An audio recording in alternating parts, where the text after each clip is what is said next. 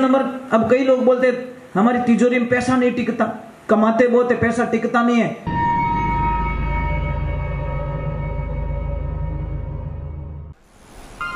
परम पूज्य श्री सोनू महाराज जी के नए नए उपाय सुनने के लिए चैनल को सब्सक्राइब जरूर करें और आगे से आगे शेयर जरूर करें। नंबर, अब कई लोग बोलते हमारी तिजोरी में पैसा नहीं टिकता, कमाते बहुत है पैसा टिकता नहीं है।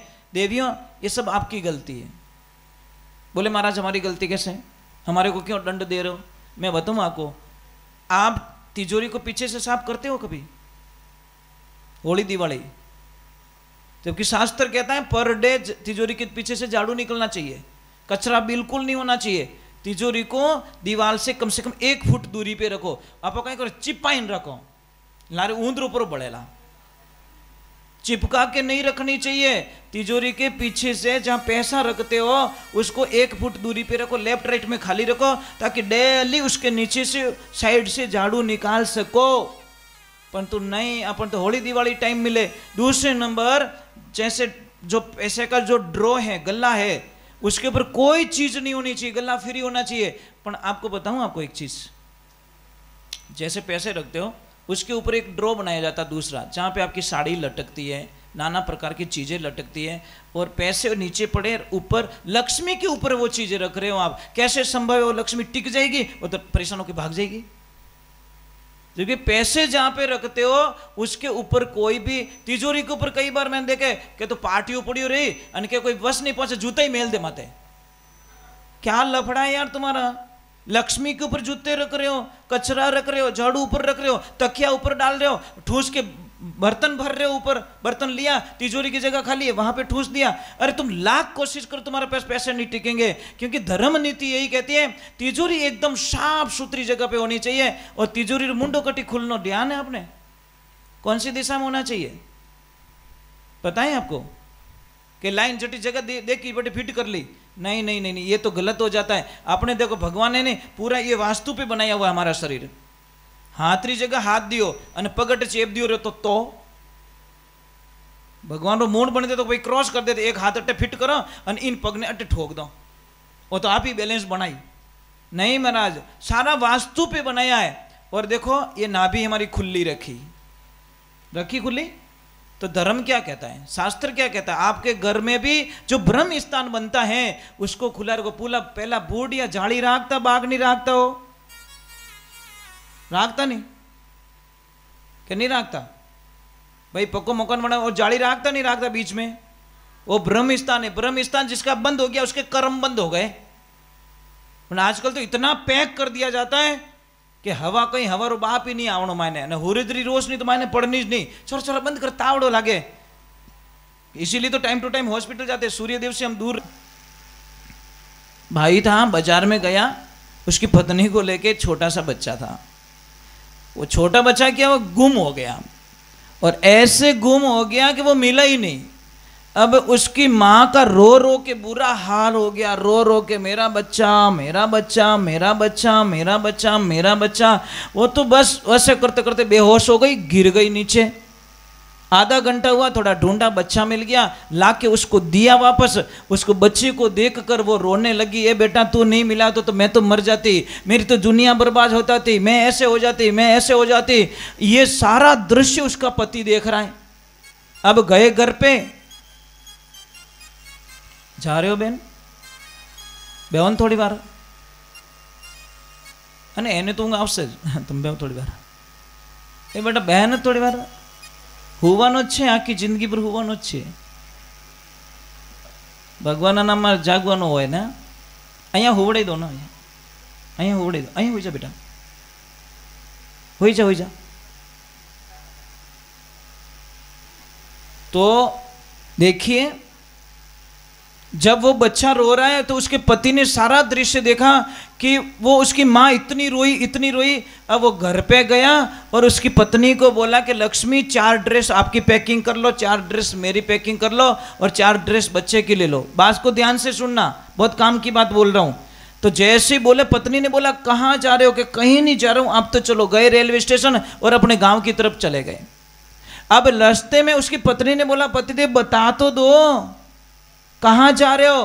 कि रे पगली, तेरा बेटा आधा घंटा तक तेरे से दूर हुआ तो तू बेहोश हो गई, पागलों जैसा व्यवहार करने लगी। अरे तुझे कितना बेकार लगा, मैंने सारा दृश्य देख लिया पगली, तेरे से तेरा बेटा सिर्फ आधा घंटा के लिए तेरे आंखों से ओझल हो गया तो तेरी ये हालत हुई। और ये बेटा माँ से 8 वर्षों से नहीं मिला है, मेरी माँ में क्या बीत रही होगी। बंदी मैं चाह रहा हूँ ये सब ज्ञान तेरे से मिल गया। इन वास्ते देवियों मैं थने हाथ जोड़ूं, तार पगे पड़ूं, माँ से कभी बेटा मत छीनना। अगर आप पतिदेव और माँ बाप की सेवा नहीं करे तो आप एक ही शर्त रखो कि देखो तुम्हारा माँ बाप की सेवा करो तो मैं इन घर में रहूं, नहीं तो मैं तुम्हारे अपन घर ही छोकी। यारी लड़ाई कर सको, हिम्मत है हिम्मत।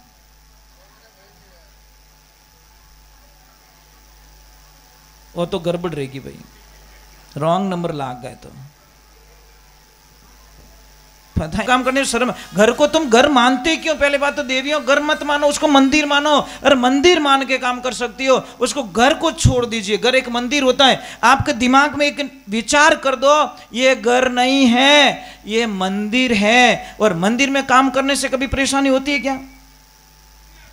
रेवे बा कदी परेशानी नहीं। तो आपको सिर्फ एक चेंज करना है, एक अपना दिमाग को चेंज करना है कि नहीं ये घर नहीं है, ये मेरा मंदिर है और इसमें मैं बर्तन धो लूंगी, झाड़ू पोछे कर लूंगी, ये कर लूंगी तो मैं क्या छोटा नाम थोड़ी हो जाएगा मेरा।